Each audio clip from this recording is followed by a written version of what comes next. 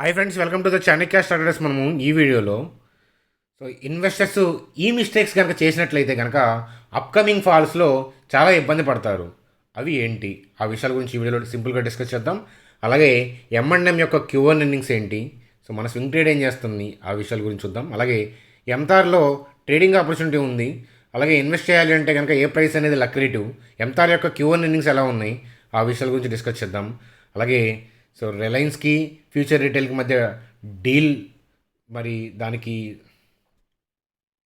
అలాగే రిలయన్స్కి ఫ్యూచర్ రిటైల్కి మధ్య డీల్ ఏమైంది, అమెజాన్ కోర్టులో కేసు గెలవడం వల్ల ఫ్యూచర్ రిటైల్కి ఇంపాక్టే కదా, మరి రిలయన్స్ని ఏ విధంగా ఇంపాక్ట్ చేస్తుంది, ఇంపాక్ట్ చేస్తుందా లేదా ఆ విషయాల గురించి, రిలయన్స్ యొక్క చార్ట్ గురించి కూడా ఈ వీడియోలో డిస్కస్ చేద్దాం.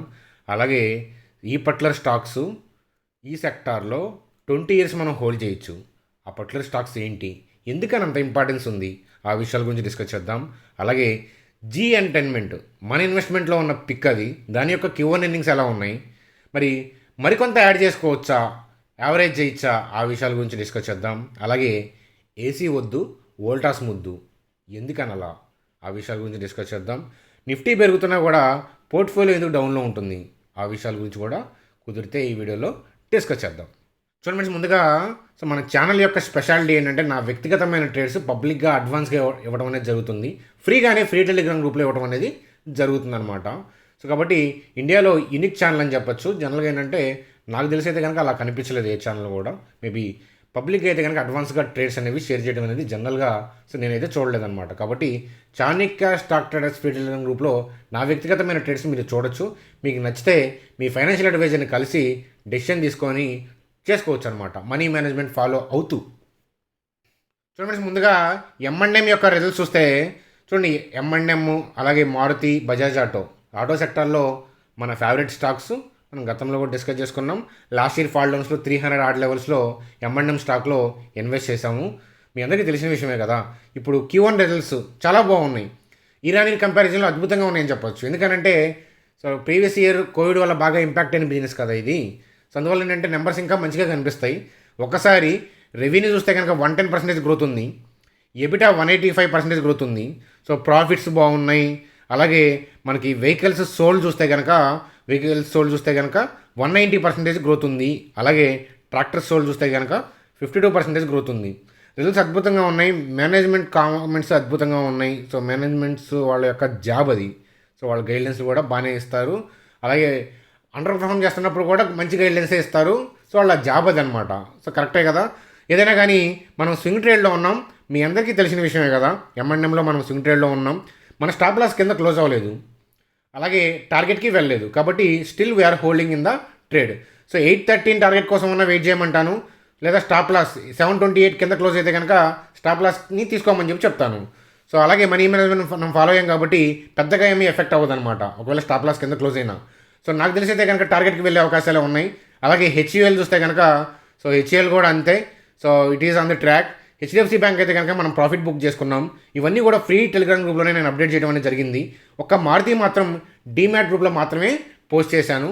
డీమ్యాట్ గ్రూప్లో వాళ్ళు అప్డేట్ చూసే ఉంటారు కదా మారుతి గురించి. అది ఫ్రెండ్స్ మనకి ట్రేడింగ్ సంబంధించిన అప్డేట్స్. చూడండి ఫ్రెండ్స్, మరి ఎంతార్ టెక్నాలజీస్ గురించి చూసి బేసిక్ ఫండమెంటల్స్ చూద్దాం. అలాగే మనకి ట్రేడింగ్ ఆపర్చునిటీ చార్ట్లో ఎక్కడ ఉంది ఆ వగైరా ఆ విషయాలు చూసే ముందు ఒకసారి Q1 ఎర్నింగ్స్ ఎలా ఉన్నాయో చూస్తే కనుక చూడండి, ఇయర్ ఇయర్ కంపారిజన్లో సేల్స్ గ్రోత్ అనేది 11% ఉంది, ఎబిటా 27% ఉంది, ప్యాడ్ చూస్తే కనుక 64% గ్రోత్ ఉంది. కానీ క్వార్టర్లో 22% డ్రాప్ ఉంది సేల్స్, ఎబిటా 52% డ్రాప్ ఉంది.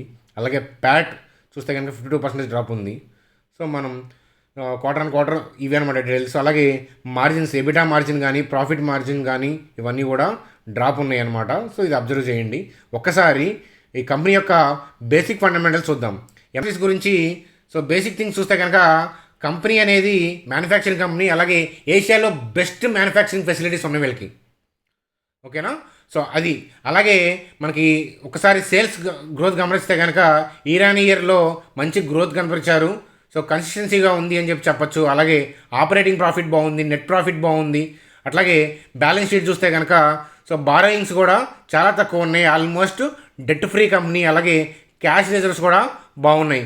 ఒక్కసారి క్యాష్ ఫ్లో చూస్తే కనుక క్యాష్ ఫ్రమ్ ఆపరేటింగ్ యాక్టివిటీ తక్కువ ఉంది, కానీ నెట్ క్యాష్ ఫ్లో బాగుంది.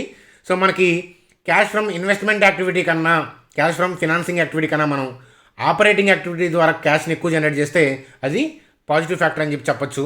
ఒక్కసారి మనం ఎక్కడ బై చేయొచ్చు ఈ కంపెనీ, ఆ విషయాల గురించి డిస్కస్ చేద్దాం. ఈ స్టాక్లో ఎక్కడ ఇన్వెస్ట్ చేయాలి అని మనం ఆలోచించే ముందు మనం చూడాల్సింది ఏంటంటే స్టాక్ పీఈ చూస్తే కనుక హై పీఈలో ఉంది, 92లో ఉంది అని అంటే బెంజమిన్ గ్రాహం గారు చెప్పినట్లు మనం ఇన్వెస్ట్మెంట్ చేసేటప్పుడు మార్జిన్ ఆఫ్ సేఫ్టీ అనేది ఇంపార్టెంట్. సో 92 పీఈలో ఉంది అని అంటే ఎగ్జిట్ అవ్వాలని కాదు, ఓవర్ వాల్యూడ్ అనేది కాదు, ఏది కూడా ఓవర్ వాల్యూడ్ అని చెప్పలేము. చూడండి ఇక్కడ నుంచి ఎక్స్ టైమ్స్ వెళ్ళొచ్చు, అది ఎక్స్ టైమ్స్ అంటే ట్వైస్, థ్రైస్, 4 టైమ్స్ అలా వెళ్ళిపోవచ్చు. కానీ మనం కొత్తగా ఇన్వెస్ట్ చేసేవాళ్ళు ఆల్రెడీ ఉన్న వాళ్ళని విత్డ్రా చేయమని కానీ లేకపోతే ఎగ్జిట్ అవ్వమని కానీ యావరేజ్ చేయమని కానీ ఆ డిస్కషన్ నేను ఇక్కడ చేయట్లేదు. సో మనం కొత్తగా ఇన్వెస్ట్ చేయాలి. సపోజ్ నేను అనుకుంటున్నాను, నేను ఇన్వెస్ట్ చేయాలి అంటే కనుక లో పీఈలో ఉన్నప్పుడు చూస్తానన్నమాట. ఇంత హై పీఈలో ఉన్నప్పుడు కొంటే ఏంటంటే మనం ఎక్స్పెక్ట్ చేసేది చాలా తక్కువ అయి ఉండాలి. ఎక్కువ పీఈలో పెట్టుకుంటున్నాం కాబట్టి ఓవర్ వాల్యూడ్ పెట్టి కొంటమే కదా, అందువల్ల అంటే మనం ఎక్స్పెక్ట్ చేసేది తక్కువ ఉండాలి. అది ఎక్కువ ఇవ్వచ్చు, తక్కువ ఇవ్వచ్చు, మనం ఎక్స్పెక్ట్ చేసేది తక్కువ ఉండాలి. అదే లో పీఈలో కొనుక్కుంటే కనుక మార్జిన్ ఆఫ్ సేఫ్టీ ఉంటుంది. కంపెనీ కూడా అనుకున్నట్లు పర్ఫామ్ చేయకపోయినా కూడా మనం హోల్డ్ చేయొచ్చు. అలాగే మనం ఎగ్జిట్ అవ్వడానికి కూడా ఇబ్బంది ఉండదు, పోర్ట్ఫోలియోని పెద్దగా ఎఫెక్ట్ చేయదన్నమాట. ఈ ఫ్యాక్టర్స్ మనం కన్సిడర్ చేయాలి. అట్లాగే ఒకసారి చార్ట్లో బయర్ ఎక్కడ ఉన్నారని చూస్తే కనుక ఎంతార్ టెక్నాలజీస్ యొక్క చార్ట్ చూస్తే చూడండి, రీసెంట్గా ఐపీఓలోకి వచ్చిన కంపెనీ కదా ఇది. సో ఈ ఇయరే వచ్చింది ఐపీఓలోకి, కాబట్టి క్రేజ్ మీద నడుస్తుంటుంది.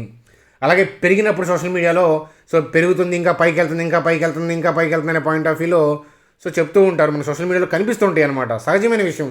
అలాగే మీరు ఒక చెప్తాను, ట్రేడింగ్ ఆపర్చునిటీ అయితే కనుక మల్టిపుల్ పాయింట్స్లో ఉంది. 12, 30, 1190 మధ్యలో ఉంది. అట్లాగే సో బెస్ట్ అయితే కనుక 1030 to 999 ఈ ఏరియాలో ఉంది. మనం గత వీడియోస్లో కూడా ఎంతార్ గురించి డిస్కస్ చేసేటప్పుడు ఇది లక్రేటివ్ అని చెప్పాను, మీ అందరికీ తెలిసిన విషయమే. సో ఇన్వెస్ట్మెంట్ అయితే కనుక లో పీఈలో ఉన్నప్పుడు కొనుక్కోవడం అనేది కరెక్ట్ అనేది నా వ్యక్తిగతమైన అభిప్రాయం. కానీ మనం అనుకున్నట్లు రాకపోతే, మనం అనుకున్న ప్రైస్కి రాకపోతే అంటే నేనైతే కనుక ఇంకొక స్టాక్ గురించి ఆలోచిస్తానమాట. అలా బాధపడను, అలా చాలా స్టాక్స్ జరుగుతూ ఉంటాయి. స్టాక్ మార్కెట్లో సహజమైన విషయమే కదా అవన్నీ కూడా. కాబట్టి లో పీఈలో కొనుక్కుంటే ఏంటంటే స్టాక్స్ మనకి మార్జిన్ ఆఫ్ సేఫ్టీ ఉంటుంది అని చెప్తారనమాట. ఎంతలో ట్రేడింగ్ ఆపర్చునిటీ ఈ పర్టికులర్ లెవెల్లో ఉంది. ఏదైనా భవిష్యత్తులో ఏదైనా లక్రేటివ్గా దొరికితే ఇన్వెస్ట్మెంట్ వ్యూ అనేది ఇస్తాను. నేను ఇన్వెస్ట్ చేసిన చేయకపోయినా నా వ్యూ అనేది ఛానల్లో ప్రజెంట్ చేస్తాను ఈ స్టాక్ గురించి అని చెప్తాను. చూడండి ఆ తర్వాత సో రిలయన్స్కి ఫ్యూచర్ రిటైల్కి మధ్య డీల్ పెండింగ్లో పడినట్లేనా, అసలు కోర్టు కేసు ఏంటి, అమెజాన్ కేసు గెలిచింది కదా, సో ఆ విషయాలు ఏంటి డిస్కస్ చేద్దాం. మీ అందరికీ తెలిసిన అప్డేటే కదా ఇది. సో ఫ్యూచర్ రిటైల్తో ముందుగా ఉన్న కొన్ని ఒప్పందాల వల్ల అమెజాన్ రిలయన్స్కి ఫ్యూచర్ రిటైల్కి మధ్య డీల్ పాయింట్ ఆఫ్ వ్యూలో కేసుకి వెళ్ళింది. సింగపూర్ కోర్టులో గెలిచింది. అట్లాగే అదే తీర్పుని ఇప్పుడు ఇండియాలో కూడా అమలు చేస్తున్నారు. సుప్రీంకోర్టు తీర్పుతో అమెజాన్ గెలిచినట్లయింది. మరి ఫ్యూచర్ రిటైల్ ఇంపాక్ట్ అవుతుంది కదా అని అంటే అవ్వచ్చు. అలాగే మరి రిలయన్స్ని ఇంపాక్ట్ చేస్తుందా లేదా డిస్కస్ చేసే ముందు ఇట్లాంటి విషయాలని ఎలా డీల్ చేయాలనేది ఒకసారి అర్థం చేసుకుంటే, చూడండి రిలయన్స్కి ఫ్యూచర్ రిటైల్కి మధ్య డీల్ కుదిరింది, పాజిటివ్ న్యూస్ అని సోషల్ మీడియాలో చక్కర్లు కొట్టేటప్పుడు నేను చెప్పాను, దాని జోలికి వెళ్ళొద్దు అని చెప్పి. ఇలా అవుతుందని కాదు. సో ఆ న్యూస్ వచ్చిన తర్వాత అది సీక్రెట్ అవ్వదు కదా. సో మనకి సోషల్ మీడియాలో టెలిగ్రామ్, ట్విట్టర్, లేకపోతే మనకి టీవీ, ఎక్కడైనా సరే యూట్యూబ్ ఛానల్ ఏదైనా సరే మనకి న్యూస్ పబ్లిక్గా కనిపిస్తుంది అని అంటే ఆ న్యూస్ వల్ల మనం గెయిన్ అవ్వాలి అనుకుంటే ఇమీడియట్గా చాలా కష్టం. అది almost most of the times ఏంటంటే అసంభవం అనే చెప్పొచ్చు. ఎందుకంటే అందరికీ తెలిసిన న్యూస్ వల్ల ఏంటంటే నెక్స్ట్ డే మనకి హై ప్రీమియంలో కనిపిస్తాయి అనమాట. స్టాక్స్ అనేవి చాలా పెరిగిపోయి ఉంటాయి అన్నమాట. టీవీలో లేదా ఇంట్రాడే పాయింట్ ఆఫ్ వ్యూలో అయినా సరే టీవీలో ఏదైనా న్యూస్ కనిపించేటప్పటికి మనకి అది ఆల్రెడీ పెరగాల్సినంత పెరిగిపోయి ఉంటుంది అనమాట. మనం ఎంటర్ ఇరుక్కుపోతాం అనమాట. 80% అట్లీస్ట్ ఏంటంటే ఆపోజిట్ సైడ్ ఉంటాం అనమాట. సో రైట్, మీ అందరికీ తెలిసిన విషయమే కదా. అలాగే ఆ డీల్ అయినప్పుడు కూడా నేను వద్దని చెప్పాను. సో ఆ వద్దని చెప్తే సబ్స్క్రైబర్స్ అవరని తెలుసు, ఉన్న సబ్స్క్రైబర్స్ వెళ్ళిపోతారని కూడా తెలుసు కొంతమంది. కాకపోతే నష్టపోతారని వద్దని చెప్తానమాట. సో వస్తే ఏంటి, రాకపోతే ఏంటి సబ్స్క్రైబర్స్, కాకపోతే ఏంటంటే మనీ నష్టపోతారు. ఎందుకంటే ఇలా జరిగినప్పుడు ఏంటంటే నష్టపోతారు. అలాగే అప్పుడు కొనటం, ఇలాంటప్పుడు అమ్మేయటం, అట్లాంటివి చేయకూడదు అనమాట. అసలు నేను ఫ్యూచర్ రిటైల్ని వద్దనే చెప్పాను. అలాగే మరి రిలయన్స్ పాయింట్ ఆఫ్ వ్యూలో అయితే ఈ డీల్ కాకపోతే ఇంకొకటి ఎక్స్పాండ్ అవుతారు, టెంపరీగా ఎఫెక్ట్ అవుతుంది. వాళ్ళు గ్రోత్ పాయింట్ ఆఫ్ వ్యూలో ఆలోచించారు. Reliance retail growth point of వ్యూలో, రిలయన్స్ రిటైల్ అనేది రిలయన్స్ ఇండస్ట్రీస్ యొక్క సబ్సిడీయే కదా, ఆ పాయింట్ ఆఫ్ వ్యూలో వాళ్ళు కరెక్ట్గానే ఆలోచించారు. కాకపోతే ఏంటంటే సో టెంపరీగా హాల్ట్ పడింది. అయితే ఈ డీల్ ఎలా వెళ్తుంది ముందుకి, ఫర్దర్గా ఎలాంటివి తీసుకుంటారు ఏంటి, సో ఆ విషయాలు అనేవి ఊహించడం అనేది అనవసరం. కానీ రిలయన్స్ ఇప్పుడున్న వాల్యుయేషన్ ప్రకారం రిలయన్స్ని ఎక్కడ కొనొచ్చు అనేది అది మన చేతుల్లో ఉంటుంది. అలా ఆలోచించమని చెప్తాను. వీటిని ప్రెడిక్ట్ చేసి డెసిషన్స్ తీసుకోలేదు. అయితే వీటిని ప్రెడిక్ట్ చేసి డెసిషన్స్ తీసుకోలేము. ఒకవేళ న్యూస్ అప్డేట్ వచ్చేటప్పటికి చాలా పెరిగిపోయి ఉంటాయి, మనం ఆపోజిట్ సైడ్ ఉంటాము. సో కాబట్టి జాగ్రత్త అని చెప్తాను. అట్లాగే రిలయన్స్కి జస్ట్ డైల్కి సంబంధించిన న్యూస్ అప్డేట్ వచ్చినప్పుడు మనం స్వింగ్ ట్రేడ్లో ఉన్నాం ఆల్రెడీ.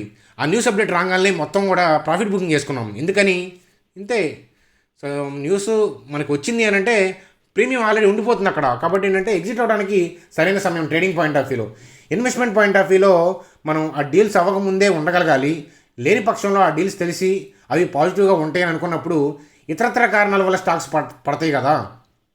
సో నిఫ్టీ పట్టడం వల్ల, ఇంకేతరత్ర థింగ్స్ వల్ల, లేదా ఆ కంపెనీకి ఇంకేదైనా బ్యాడ్ న్యూస్ వల్ల పడుతుంది కదా. అలాంటప్పుడు మనం వాల్యుయేషన్స్ కానీ లెవెల్స్ కానీ చూసుకొని ఇన్వెస్ట్మెంట్ కానీ ట్రేడింగ్ కానీ చేసుకోవచ్చు అని చెప్పి చెప్తాను. నా వ్యక్తిగతమైన అభిప్రాయం అని చెప్పి చెప్తాను ఇవన్నీ కూడా. ఒకసారి రిలయన్స్లో చార్ట్లోకి వెళ్దాం పదండి. చూడండి ఫ్రెండ్స్, రిలయన్స్ యొక్క చార్ట్ చూస్తే కనుక చూడండి, మనకి ప్రీవియస్ వీడియో జాగ్రత్త చూస్తే కనుక మీరు ఈ క్యాండిల్ వచ్చింది కదా. సో పెట్ రీసైక్లింగ్ అని చెప్పి ఆంధ్రప్రదేశ్లో ఉన్న ఫెసిలిటీ ఏదైతే ఉందో అక్కడ డబల్ చేస్తున్నారు ఆ ఎక్స్పాన్షన్ అని చెప్పేసి న్యూస్ వచ్చింది. దాన్ని బేస్ చేసుకొని ఇమీడియట్గా కొనొద్దు అని కూడా చెప్పాను. చూడండి, చాలా స్ట్రాటజిక్గా ప్లే చేస్తారు న్యూస్లు మనకి. సో మీరు అనుకున్నట్లు మనం అనుకున్నట్లు ఏంటంటే సో మనకి ఫేవర్గా చేసేలాగా న్యూస్లు ఉండవు. చూడండి, సో మనం గురువారం వీడియో చూడండి, దాంట్లో చెప్పాను ఆ న్యూస్ని బేస్ చేసుకొని వెళ్ళి రిలయన్స్లో ఇరుక్కోవద్దు అని చెప్పాను. చూడండి, అలాంటి న్యూస్లు అదే డే ఎందుకు రిలీజ్ చేస్తారో తెలుసా? నెక్స్ట్ డే వచ్చే నెగిటివ్ న్యూస్ వాళ్ళకి తెలుసు. సో వీళ్ళకి ముందే తెలుసు, ఎవరికి? రిలయన్స్ వాళ్ళకి ముందే తెలుసు. అందువల్ల ఏంటంటే ముందు రోజు పాజిటివ్ న్యూస్ అంటే వేరే పాజిటివ్ న్యూస్ని స్ప్రెడ్ చేశారు. వాళ్ళు అనుకున్న ఇన్పుటే కాదని అంటలేదు, వాళ్ళు అనుకున్న ఐడియానే. సో ముందు రోజు పాజిటివ్ న్యూస్ అప్డేట్ చేయడం వల్ల పెరిగింది, అలాగే ఈ ఇంపాక్ట్ పడింది, కానీ పెద్ద నష్టం లేదు. అదే కనుక ముందు రోజు పాజిటివ్ న్యూస్ నడవకపోతే కనుక స్టాక్ ఇక్కడ ఉండేదన్నమాట. సో అట్లా ఏంటంటే చాలా క్లవర్గా కంపెనీస్ ఏం చేస్తాయనంటే పాజిటివ్ న్యూస్లు అంటే స్ప్రెడ్ చేస్తాయి. నెగిటివ్ న్యూస్లు రాబోయే ముందు పాజిటివ్ న్యూస్లు స్ప్రెడ్ చేస్తాయి. సో సోషల్ మీడియాలో కూడా అలాగే నడుస్తూ ఉంటాయి అన్నమాట. సో అది కోర్టు కేసు ఉంది, అది అగైనిస్ట్గా రాబోతుంది అనేది చాలామంది ఇనిషియల్ ఇన్వెస్టర్స్కి తెలుసు. వాళ్ళ రీసెర్చ్, వాళ్ళ టీమ్స్, వాళ్ళ కథాగమనం వేరే ఉంటాయి కదా. మనకి టీవీలో ఎప్పుడు వస్తాయి? అయిపోయిన తర్వాత వస్తాయి కదా. టెలిగ్రామ్ కానీ, ట్విట్టర్ కానీ, టీవీ కానీ, ఏదైనా కానీ, యూట్యూబ్ కానీ. అందువల్ల ఏంటంటే మనం వెనకాల ఉంటాం. న్యూస్ని బేస్ చేసుకుని ట్రేడ్ చేస్తుంటే కనుక మనం లాస్ట్ పర్సన్, ఆ న్యూస్ మనకే లాస్ట్ తెలుసు అనే విషయం అర్థం చేసుకోమని చెప్పి చెప్తాను. ఏదైనా కానీ ట్రేడింగ్ ఆపర్చునిటీ అయితే కనుక 1951లో క్లియర్గా ఉంది. ఆ ఇష్యూతో సంబంధం లేదు. ఇక్కడికి వస్తే కనుక మనం ట్రేడ్ ఆపర్చునిటీ తీసుకుందాం. ఇన్వెస్ట్మెంట్కి ఎక్కడ కరెక్ట్ అనేది మనం రిలయన్స్ని చాలాసార్లు ఇచ్చాము, చాలాసార్లు నా వ్యూ అనేది ఇచ్చాను, మరొకసారి ఇస్తాను. ఫాల్ డౌన్స్లో నిఫ్టీ పడితే కానీ ఏదైనా ఫాల్ డౌన్స్ వస్తే తప్ప మనకి రిలయన్స్ అంత చీప్గా దొరకదు. ఒక లెవెల్ ఉంది, ఆ నెంబర్స్ ఏంటంటే ఇప్పుడు నచ్చవు. ఫ్రెండ్స్, జీ ఎంటర్టైన్మెంట్ మన ఇన్వెస్ట్మెంట్ పెక్కు మీ అందరికీ తెలిసిన విషయమే కదా. సో మనకి ప్రీవియస్ ఇయర్తో కంపేర్ చేస్తే ప్రాఫిట్ సూపర్, అలాగే రెవెన్యూ పెరిగింది, 35% గ్రోత్ ఉంది, ఎబిటా 51% గ్రోత్, అలాగే మార్జిన్స్ పెరిగినాయి. మనం ఆల్రెడీ ఇన్వెస్ట్ చేసాము. అలాగే మెయిన్ ఎందుకు ఈ స్టాక్లో ఇన్వెస్ట్మెంట్ చేశాము అని అంటే సో ఓటీటీ ప్లాట్ఫామ్లోకి వీళ్ళు వచ్చారు ఆ పాయింట్ ఆఫ్ వ్యూలో. అలాగే వాల్యుయేషన్స్ చాలా చీప్గా ఉన్నాయనే పాయింట్ ఆఫ్ వ్యూలో దీని వ్యూ అనేది ఇవ్వడం అనేది జరిగింది. గ్రోత్ పాయింట్ ఆఫ్ వ్యూలో నాకు స్కోప్ ఉంది, రిస్క్ తక్కువ అనే point of view investment view ఇచ్చాను. నిఫ్టీ పడ్డా కూడా దారుణంగా పడకపోవచ్చు, పడ్డా మనకేం కాదు. ఎందుకంటే సో ఇక్కడ బిజినెస్ గ్రోత్ అవుతుంది కదా. సో స్టాక్ ప్రైస్ అనేది పడతా ఉంటే పెరుగుతూ ఉంటాయి సహజం స్టాక్ మార్కెట్లో. కాబట్టి ఈ గ్రోత్ వీళ్ళు చూపిస్తున్నారు కాబట్టి మనం హోల్డ్ చేయొచ్చు. ఇప్పుడే యావరేజ్ చేయొచ్చా అంటే సో నేను చెప్తాను, ఆ విషయం నేను అప్డేట్ చేస్తాను. మీరు వరి అవ్వాల్సిన అవసరం లేదు, ఎప్పుడు పడితే అప్పుడు యావరేజ్ చేయొద్దు అని చెప్పి చెప్తాను అనమాట. ఓవర్ చేసుకోవద్దు, అంటే ఒకే స్టాక్లో డబ్బులు మొత్తాన్ని పూల్ చేయొద్దు అనమాట. 2% ఆఫ్ ఇన్వెస్ట్మెంట్ క్యాపిటల్ అని చెప్పాను కదా, 2 to 3% యాడ్ చేద్దాం. అంటే ఇన్వెస్ట్మెంట్ క్యాపిటల్ 2 to 3% క్యాపిటల్ మళ్ళీ యాడ్ చేద్దాం. భవిష్యత్తులో నేను చెప్తాను, అప్డేట్ అనేది ఇస్తాను. సో వరి అవ్వాల్సిన అవసరం లేదు. అట్ ప్రెజెంట్ ఏంటంటే వీళ్ళ గ్రోత్ బాగుంది.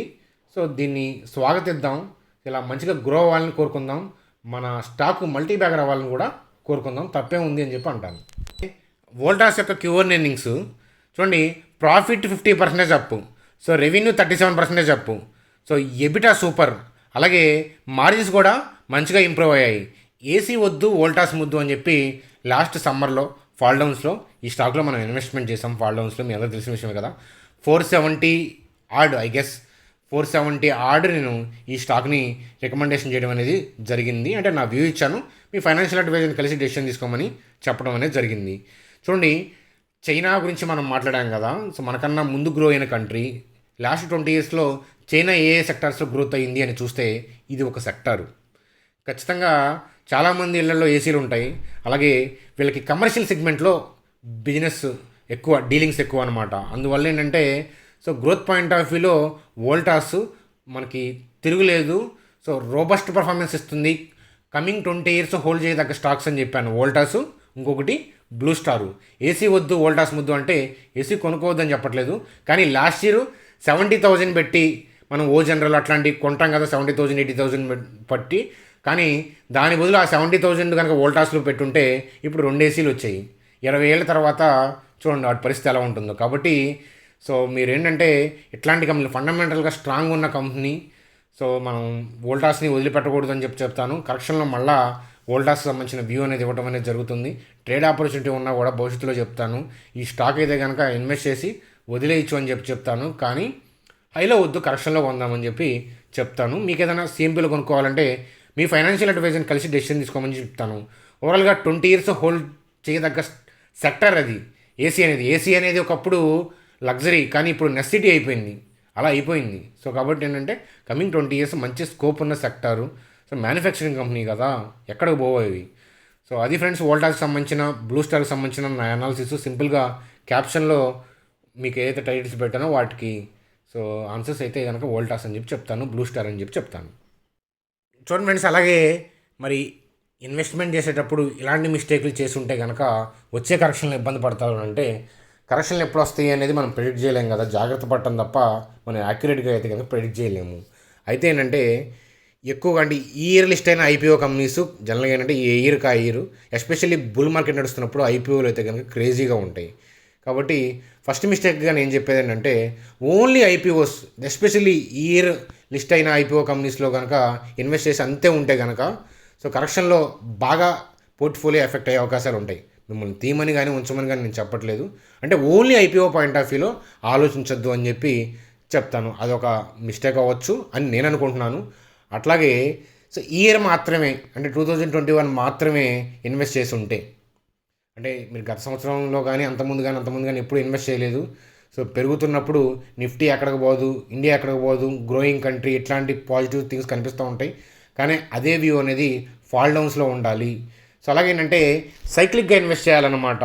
అంటే సో మనకి కంపెనీలు దొరికేదాన్ని బట్టి, అంతేగాని ఒకే మంత్లో లేదా హైలో ఉన్నప్పుడు సో అగ్రెసివ్గా స్టాక్స్లో మనం ఇన్వెస్ట్ చేసేసి క్యాష్ బ్యాలెన్స్ లేకుండా ఉండటం అనేది చేసుకుంటే అది కూడా ఇబ్బందిని క్రియేట్ చేస్తుంది. అంటే మీరు లాస్ట్ ఇయర్ ఇన్వెస్ట్ చేసి ఉండాలి, ఈ ఇయర్ కొంచెం ఇన్వెస్ట్ చేసి ఉండాలి. అలాగే కమింగ్ ఇయర్స్లో కూడా మనం ఇన్వెస్ట్ చేయడానికి క్యాష్ రెడీగా ఉండాలి. ఆపర్చునిటీస్ వస్తే అంటే నిఫ్టీ ఫాల్ డౌన్స్లో చాలా స్టాక్స్ లక్రేట్గా దొరుకుతాయి కాబట్టి వాటి కోసం కూడా మనీ ఉంచుకోవాలి. లేని పక్షంలో ఏంటంటే పోర్ట్ఫోలియో డౌన్ అవుతూ కనిపిస్తుంది, చేతిలో క్యాష్ ఉండదన్నమాట. క్యాష్ బ్యాలెన్స్, క్యాష్ రిజర్వ్స్ అనేవి ఖచ్చితంగా ఉండాలన్నమాట. ఈ ఇయర్ మాత్రమే ఎక్కువ ఇన్వెస్ట్ చేసి ఉంటే మాత్రం కరెక్షన్లో తెగ ఇబ్బంది పడతారు అని అంటాను. ఎందుకంటే ఓవర్ వాల్యుయేషన్స్లో ఎక్కువ స్టాక్స్ ఉండటం వల్ల అనమాట. అవి ఇంకా పెరగవని కాదు, కానీ టైం పడుతుంది. ఓకేనా, రిట్రేస్మెంట్స్ అయి ఇంకా పైకి వెళ్ళొచ్చు, లేదా ఇక్కడ నుంచి కొంచెం ముందుకు వెళ్ళి కరెక్షన్ రావచ్చు. ఎందుకంటే స్టాక్ మార్కెట్లో మీనింగ్ఫుల్ కరెక్షన్స్ రాలేదంటే అది అన్హెల్తీ అనమాట. మీనింగ్ఫుల్ కరెక్షన్స్ అంటే ఇప్పుడు అంటే కమింగ్ వీక్లో కానీ అట్లా కానీ కరెక్షన్స్ వచ్చినాయి అనుకోండి, మంచిది, అది చాలా మంచిది. ఎందుకంటే మళ్ళీ ముందుకు గ్రోత్ అవుతుంది అనమాట. అలా కాకుండా 17K 18K అలా వెళ్ళిందనుకోండి, వెళ్ళకపోవచ్చు, కానీ అలా వెళ్ళిందనుకోండి స్టీప్ ఫాల్స్ ఉంటాయి. సో పడ్డప్పుడు ఏంటంటే స్టీప్ ఫాల్స్ ఉంటాయి. సో అవి చాలా ఎఫెక్ట్ చేస్తాయి అనమాట. మళ్ళీ రికవర్ అవ్వడానికి టైం పట్టచ్చు. అందువల్ల ఏంటంటే మీనింగ్ఫుల్ కరెక్షన్స్ వస్తే ప్రాఫిట్ బుకింగ్ చేసుకొని మళ్ళీ ఫ్రెష్ బయింగ్ చేస్తారనమాట. అందువల్ల ఏంటంటే కరెక్షన్ని ఇన్వైట్ చేస్తారు. ఎవరైనా లాంగ్ టర్మ్ పాయింట్ ఆఫ్ వ్యూలో ఇన్వెస్ట్ చేసేవాళ్ళు కరెక్షన్స్ కోసం వెయిట్ చేస్తారు, కరెక్షన్స్ని ఆహ్వానిస్తారు. స్టాక్ మార్కెట్లో కరెక్షన్స్ ఆర్ హెల్దీ. ఈ మాట బిగినింగ్ డేస్లో, స్టాక్ మార్కెట్ కెరీర్ బిగినింగ్ డేస్లో ఉన్నప్పుడు నచ్చేది కాదు నాకు కూడా. సో అలా మీకు కూడా నచ్చకపోవచ్చు, కానీ అది వాస్తవం. కరెక్షన్స్ వస్తేనే, మీనింగ్ఫుల్ కరెక్షన్స్ వస్తేనే మళ్ళీ ఫ్రెష్ బయింగ్ అనేది వస్తుంది. అలాగే మనకి కావాల్సిన కంపెనీస్ అట్లీస్ట్ కొన్నైనా లక్రేటివ్ లెవెల్స్లో దొరుకుతాయి అనమాట కొనుక్కోవడానికి అని చెప్తాను. కాబట్టి ఈ ఇయర్ మాత్రమే ఎక్కువ మనీ కూర్చుంటే కనుక ఇబ్బంది పడే అవకాశాలు ఉన్నాయి. ఐపీఓ రిలేటెడ్ కంపెనీస్లో అగ్రెసివ్గా కొనుంటే కనుక అవి బాగా పట్టం కూడా చాలా స్పీడ్గా పడతాయి అనమాట ప్రైస్ పాయింట్ ఆఫ్ వ్యూలో. ఎందుకంటే ఐపీఓ బుల్ మార్కెట్ నడుస్తున్నప్పుడు ఏంటంటే క్రేజీ పాయింట్ ఆఫ్ వ్యూలో వాల్యుయేషన్స్తో సంబంధం లేకుండా టైమ్స్ అంటే 3 టైమ్స్ 4 టైమ్స్ 7 టైమ్స్ 10 టైమ్స్ కూడా ఇచ్చి ఉండొచ్చు. కానీ కమ్మింగ్ ఇయర్స్లో అలా ఉండవన్నమాట. మనకి 10 ఇయర్స్లో 5 టైమ్స్ రిటర్న్స్ ఇచ్చిన కంపెనీ గుడ్ కంపెనీ నా పాయింట్ ఆఫ్ వ్యూలో. 1 ఇయర్లో 10 టైమ్స్ ఇచ్చి నెక్స్ట్ ఇయర్ సగం డ్రాప్ అయింది అనుకోండి, ఆ తర్వాత ఇంకా డ్రాప్ అయిపోయింది అనుకోండి, అది ఇబ్బంది చేస్తుంది. మనకేంటంటే ఇన్వెస్ట్మెంట్ పాయింట్ ఆఫ్ వ్యూలో ఎర్నింగ్స్ మీద బిజినెస్ మీద ఫోకస్ ఉండాలి, కానీ ప్రైస్ మాత్రమే కారణం కాకూడదు. ప్రైస్ కూడా కారణమే కొనడానికి. కాకపోతే ఏంటంటే ప్రైస్ పెరుగుతుందనే పాయింట్ ఆఫ్ వ్యూలోనే చాలా కంపెనీల్లో బ్లైండ్గా ఇన్వెస్ట్ చేస్తూ ఉంటారు. పెరుగుతున్న పాయింట్ ఆఫ్ వ్యూలో ఏంటంటే మనకి సోషల్ మీడియాలో కూడా మంచిదే అనే పాయింట్ ఆఫ్ వ్యూలో చెప్తూ ఉంటారు. పడిపోతున్నప్పుడు వాటి గురించి ఎవరో మాట్లాడరు, పెరుగుతున్నప్పుడు ఏంటంటే సో మాట్లాడుతూ ఉంటారు సోషల్ మీడియాలో. ఎందుకంటే క్రేజీ. ఇప్పుడు పలానా మిడ్ క్యాప్ 10 టైమ్స్ పెరిగింది లాస్ట్ 6 మంత్స్లో అంటే అది క్రేజీ. కానీ 10 టైమ్స్ పెరిగే కంపెనీస్ ఏంటి, వాటి గురించి ఆలోచిద్దామని చెప్పి చెప్తాను. అది ఫ్రెండ్స్ నా వ్యూస్ అనేది. ఏదైనా కానీ రేపు సండే నేను ట్రేడ్స్ పాయింట్ ఆఫ్ వ్యూలో వెబినార్ అనౌన్స్ చేశాను కదా డీమ్యాట్ గ్రూప్ వాళ్ళకి, అక్కడ మరిన్ని విషయాలు మాట్లాడతాను. మనకు ఇంట్రెస్ట్ ఉంటే కనుక ఛానల్ కింద ఉన్న డిస్క్రిప్షన్లో ఉన్న డీమ్యాట్ ద్వారా అకౌంట్ ఓపెన్ చేసి మాతో ట్రావెల్ చేసే ఉద్దేశం ఉంటే కింద నెంబర్కి మీ వాట్సాప్లో మీ ఐడి క్రియేట్ చేస్తారు కదా, ఆ ఐడిని పంపించమని చెప్పి చెప్తాను. లేదా టెలిగ్రామ్ గ్రూప్లో కూడా సో డీమ్యాట్ లింక్స్ ఉంటాయి అన్నమాట. అది ఫ్రెండ్స్ మనకి ఈరోజు వీడియో. నచ్చితే కనుక లైక్ చేయండి, సబ్స్క్రైబ్ చేయండి, బెల్ ఐకాన్ క్లిక్ చేయండి. మరో వీడియోలో కలుద్దాం. Bye, good day.